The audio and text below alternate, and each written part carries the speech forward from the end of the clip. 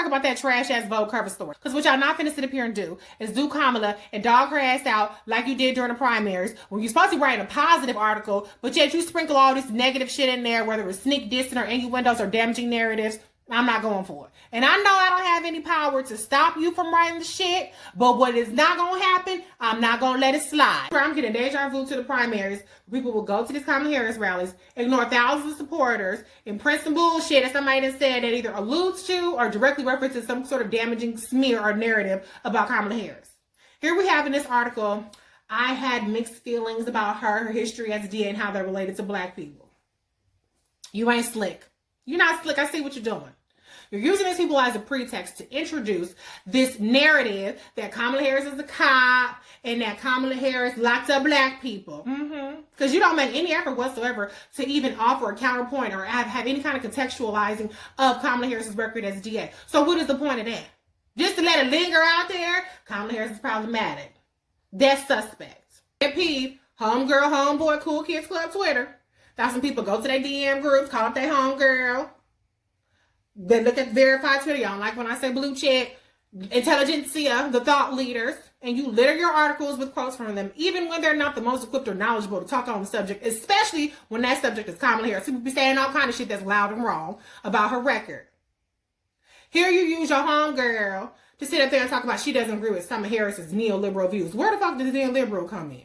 You just regurgitated some shit you don't heard. Because if you are very, very familiar with Kamala Harris' record, you will not say that. Because by every objective measure, her record is actually progressive.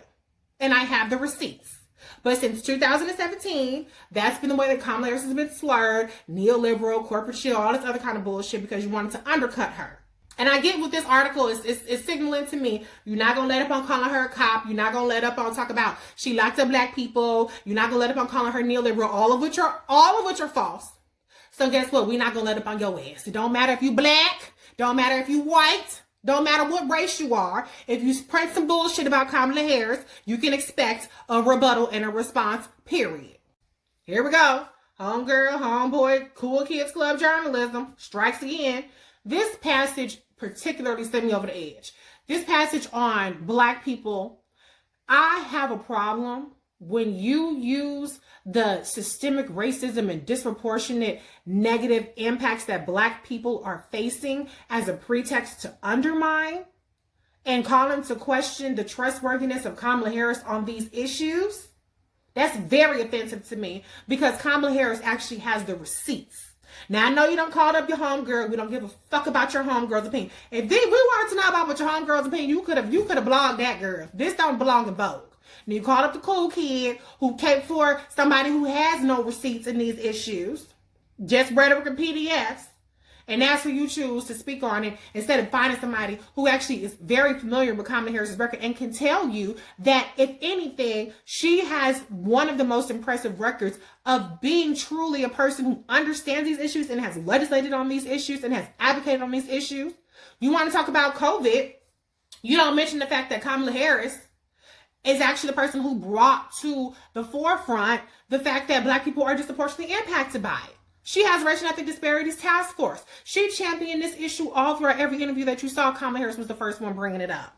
But you don't mention that. You don't mention the fact that she had the Save Our Street Act in response to the fact that 90% of black businesses were denied PPP loans and that 40% of black businesses closed. You want to talk about some student loan debt shit that's been fucking relitigated and disposed of in the primaries when Bernie and Elizabeth Warren lost. And Biden and Harris won 81 million votes without that being their fucking platform. But you don't mention anything about the black maternal mortality rate, which Kamala Harris was the first person to come to Senate and introduce legislation to address it, ever. You don't mention anything about the Lift Our Every Voice plan or nothing like that. All you want to do is sit up here and try to again perpetuate this notion that Kamala's suspect. We don't really know if she's for us and all that other kind of bullshit. Well, guess what? She has the receipts and she will be a champion. And if you don't know, then now you motherfucking know.